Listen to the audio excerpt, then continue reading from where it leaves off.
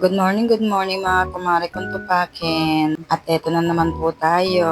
Kaagang gumising dahil may estudyante na naman. Kahit inaantok pa, kailangan natin bumangon. At ay magagawa diyan. At yan ay daily routine na natin yan. Kung hindi nga pala nakapasok ang aking panganay at nilagnat nga. Kahapon pina-check up natin at pinaktinan din natin ang ihip baka may UTI. Kahapon ay ako nakapagpahinga, nagising ng katanghali. Ay okay na ang kuya. Pumasok na ngayon. Sabi ko ay kung masama pa rin ang pakiramdam ay magsabi sa kanyang teacher at pwede naman siyang magpaala. Dahil nawala na nga ang antok ko, di tinuloy-tuloy ko na ang aking gawain. Sabi ko nga para pagising ko, di tutunganga na lang ang aasikasuhin. Yan, nagpanggap na naman. Siyempre may camera, kaya linis-linis din. Kayong hindi yan kunwari. Gawain ko talaga yan. Porque may camera ay magsisipag-sipagan na. Huwag gayon. Bad yun. Yan na nga lang ang gagawin mo kakatamaran mo pa. Hala, wala na talaga ako masabi. Basta yan na yun.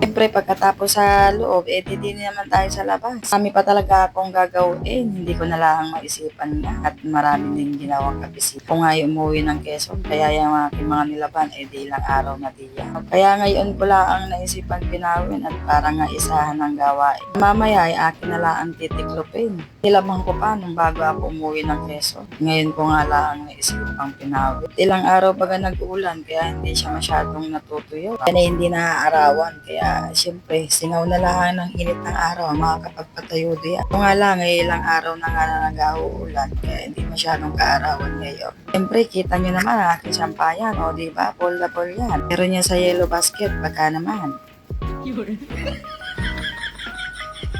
At ito namang aking mga halaman ay ilang araw din hindi nadidiligan, kakaawa naman. Kaya ang piyasa naman natin ngayon. Kahit yan ay hindi naman nadidiligan, ay yan naman ay hindi natutuyuan. Kaya na nga, di sinabay na rin natin ang pag-ani ng ating pananim. Yan ay kangkong, alugbati at talbos ng kamote.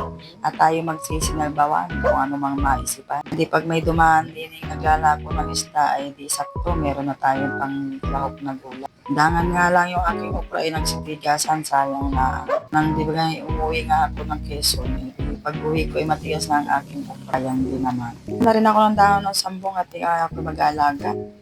At naiisipan kong mag-inom-inom niyan ngayon. Ba nga, marami ka rin maaatin kahit nasa sako lang iyan.